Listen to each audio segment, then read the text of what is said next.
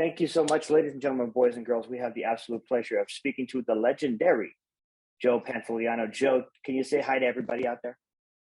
Hello, everybody. Where are y'all? They're out there in the internet. You know how that goes, the ether of invisibility. Where are you? Now, me, I live in lovely Las Vegas, Nevada. Oh, no kidding. My daughter runs a restaurant called Hex at the Paris Hotel. Palace Station. I like Palace Station. I get a discount there. Oh, yeah. No, she's at the Paris Hotel. Oh, Paris. I'm gonna have to go check it out then.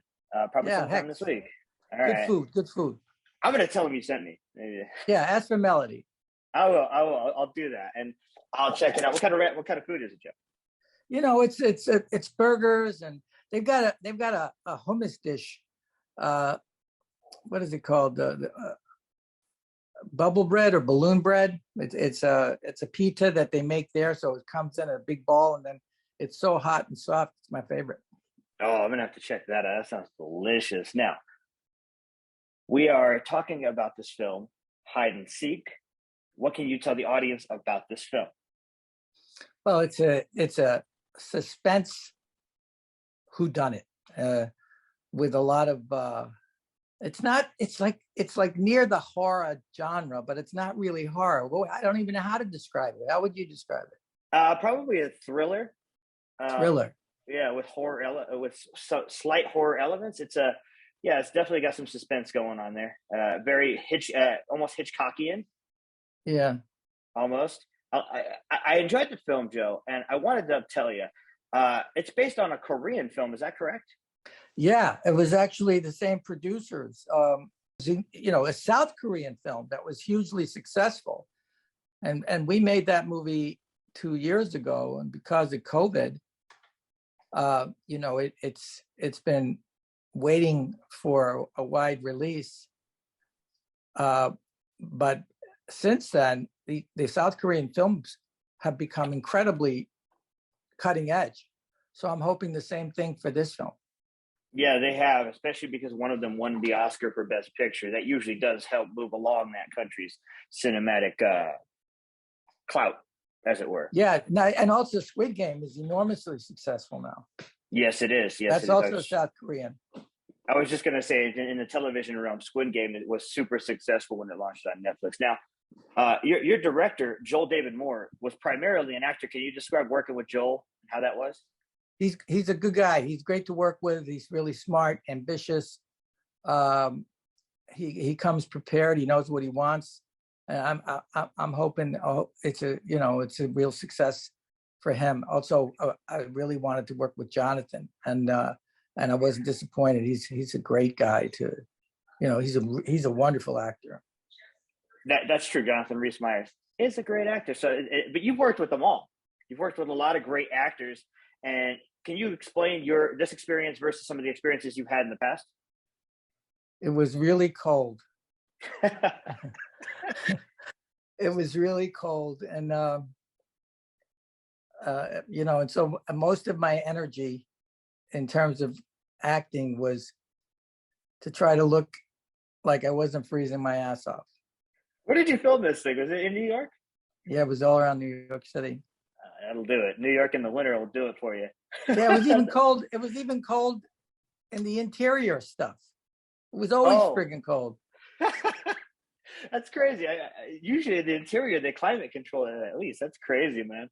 That it was just freezing like that. You can kind of see there's a blue hue over everything, that there's a coldness to everything. So I think Joe may have done that. Also, that the cinematographer was really talented. Young kid, but he did a great job.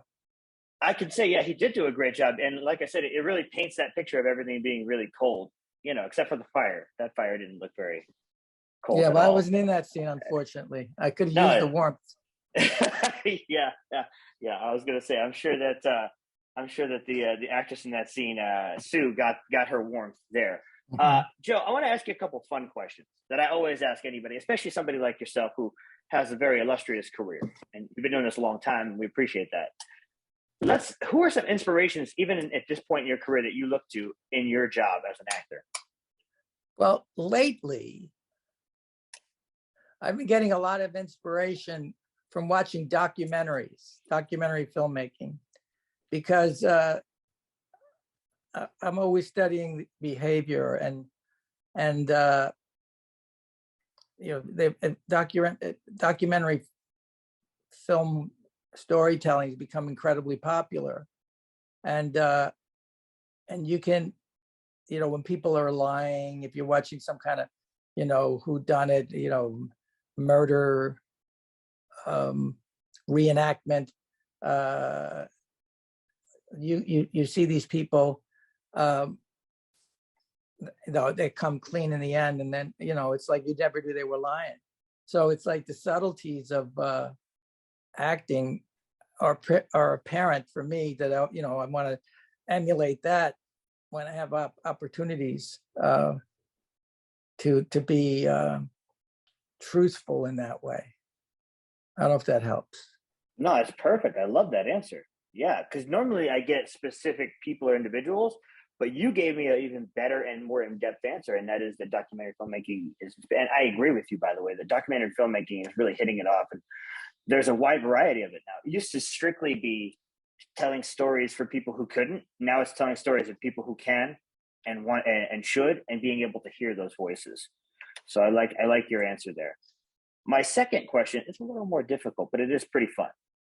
If you only could watch 2 films for the rest of your life, what 2 would they be? I think it would have to be a feel-good movie. Maybe The Wizard of Oz is one.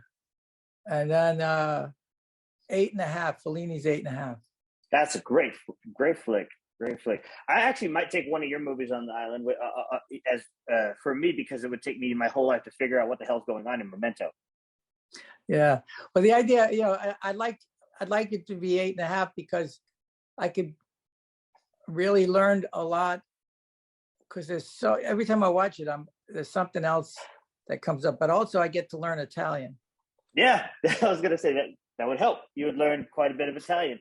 And being that your last name is Pantoliano, I'm sure that would be quite important to you to learn that, which is interesting.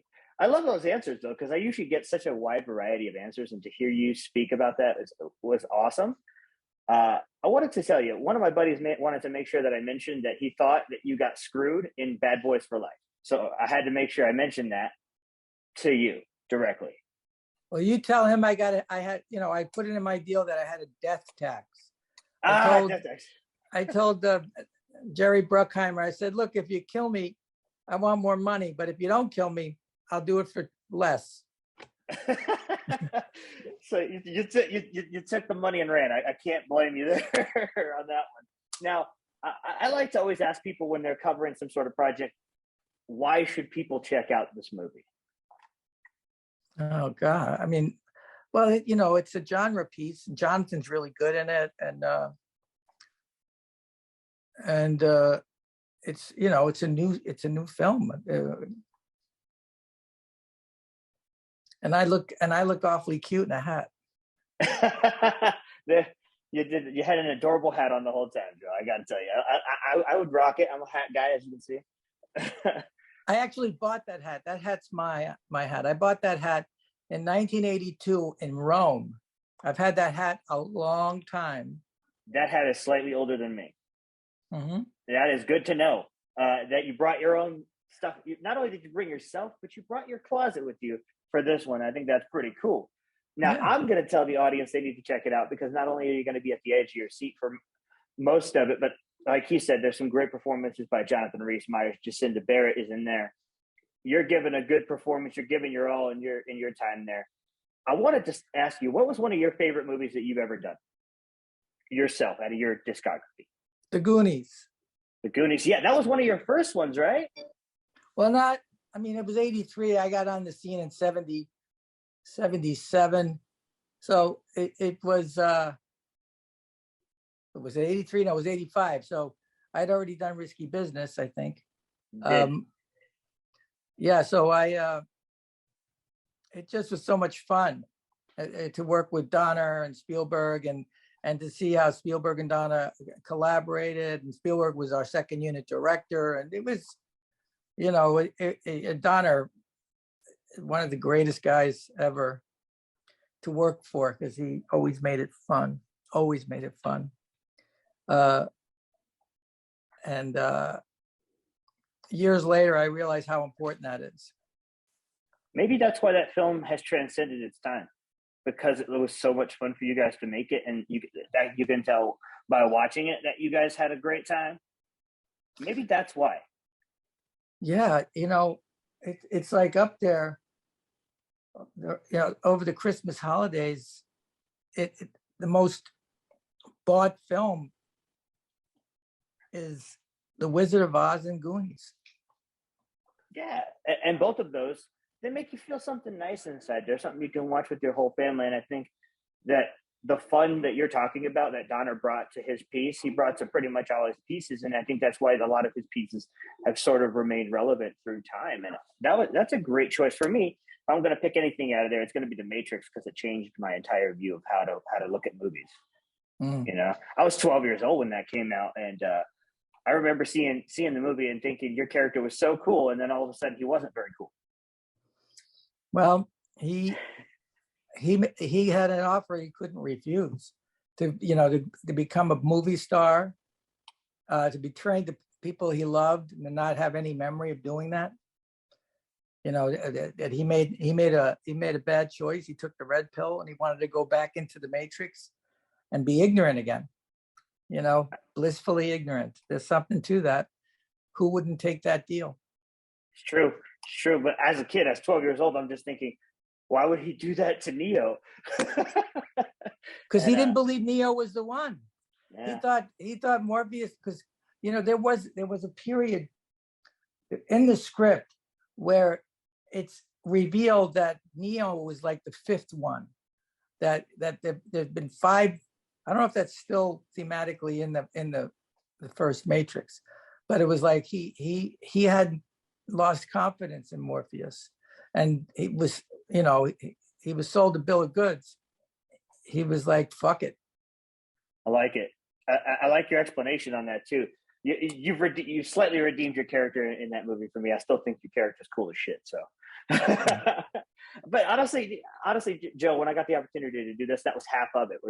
I've always found you to be such a cool guy, and all you've done is reinstate that by talking to us today. So we appreciate you, your long career, and your speaking with us today. Is there anything you want to leave the audience with today?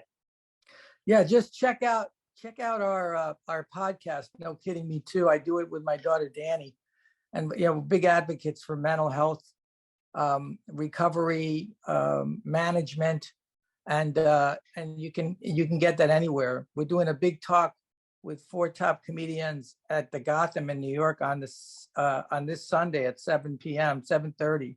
So if you're around, you want to buy tickets, they're available to buy now. And thanks for talking to me. Oh man, it's been my pleasure. Guys, check out Hide and Seek and check out this podcast, because as he mentioned, especially nowadays, and especially for us men, mental health is incredibly, incredibly important. It's okay to be emotional, and it's okay to have feelings. Am I wrong here, Joe? Yeah, it's okay not to be okay. Thank you so much, Joe. We appreciate you, buddy. And I'm going to let you get back to the rest of your day. Thank you so much for talking to us, man. Thank you. Bye-bye. Bye-bye.